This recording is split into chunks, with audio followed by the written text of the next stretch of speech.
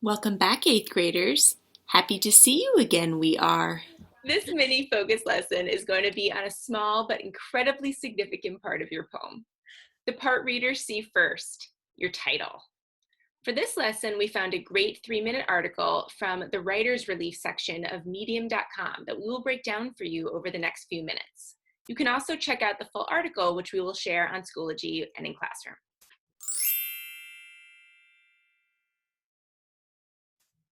Our objective for today's lesson is that you will be able to explain methods for choosing an effective title and model those practices within your own poetry. Okay, first let's go over the purpose of a title. As the article states, sometimes coming up with a title for your poem can be harder than writing the actual poem. Your poem's title should catch your reader's interest and entice them to read on. Think about why you might have selected the poem you did from Mrs. Tyler's blog spot last week. So it's important to make a great first impression. Here's a list of title practices that Writer's Relief and your ELA teachers find to be effective. Choose evocative language. Go for the emotional jugular. Raise a question or conflict. Use a single word. Use the subject of your poem as inspiration, a person, place, or object. That's a great list of ideas, but what does it mean to choose evocative language or go for the jugular when writing a title? I'm so glad you asked, Miss Graham. Evocative means to bring strong memories, images, or emotions to mind. So when you choose evocative language for your title, it's your opportunity to lead with a gripping, memorable image. The Rose That Grew from Concrete by Tupac Shakur is a great example of a poem that conjures a clear image of its subject, a delicate flower pushing through the hard gray concrete.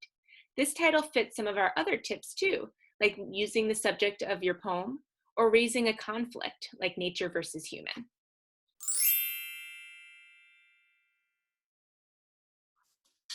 And when we say go for the emotional jugular, we mean to be unrestrained and bold in creating our titles. When we go for the emotional jugular, our title might catch our reader off guard, highlighting right away the emotional weight of our poem. For example, Mary Fry's Do Not Stand at My Grave and Weep hits readers hard with heart-wrenching drama and a bold demand. At times, our poem might address complex issues, conflicts, or struggles both internally and in the world around us. If that is true of your poem, you might want to introduce that conflict or question in your title. We love the title of Maya Angelou's poem, Still I Rise, which is about overcoming or rising up in the face of adversity due to race and gender. Sometimes a simple approach is the way to go when we are writing titles. You might choose to use a single word. An example that some of you might be familiar with is Nora Bradford's Watermelon.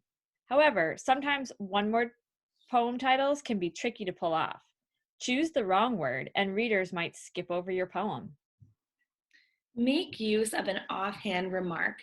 A seemingly casual or unplanned comment, offhand, can make for an intriguing title.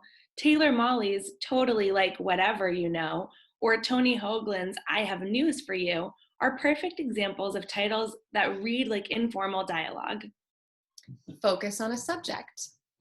You all might remember our favorite poem, You Can't Write a Poem About McDonald's. That poem's title is both an offhand remark because it sounds like a statement someone might make in casual conversation, but it also gives us a preview of the focus of the poem, which is McDonald's.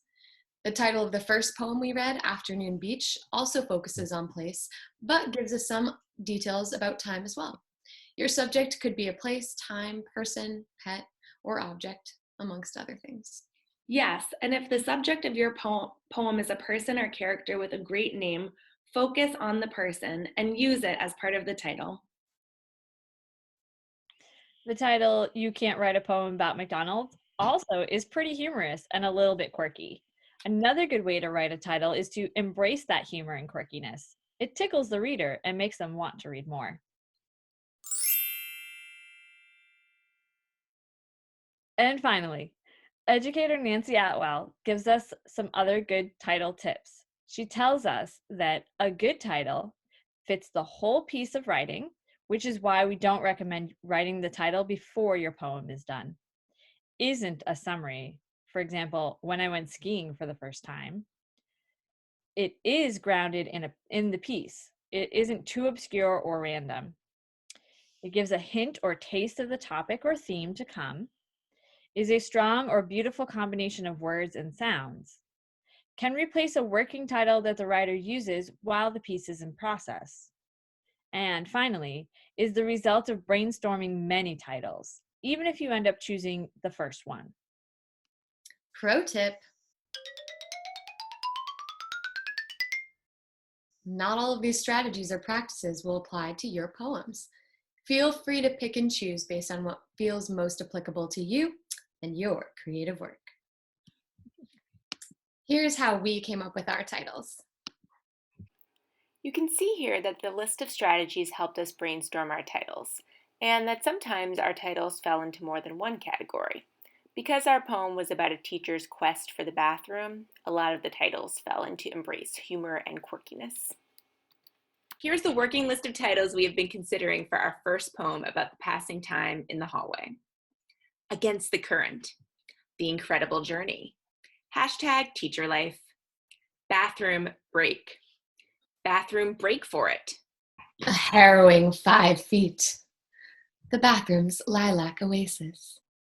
Frogger. Cold coffee, crunchy bananas, and lilac-scented toilets. When you gotta go. Okay. So now how do we choose? Well, bathroom break and bathroom break for it are really similar.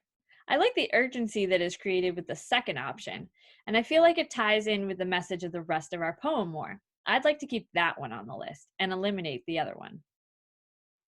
I like that one too. I also like Frogger. It's a one-word title, so it's simple, and it's an allusion to the video game. But even if a reader doesn't know the allusion, it's still a fun word, so it has some intrigue. Yeah, this is really hard to choose. So many of them are good. We need your help. If you want to give us some feedback on our titles, you will find a voting survey in the Google Classroom. We'll review your input and use it to help us make a thoughtful and intentional decision about the final title. Now it's your turn, Jedis.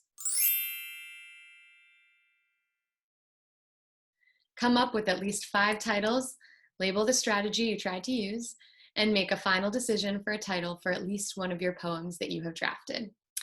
If you're feeling really inspired, feel free to work on titles for your second poem and try out a different strategy for that one.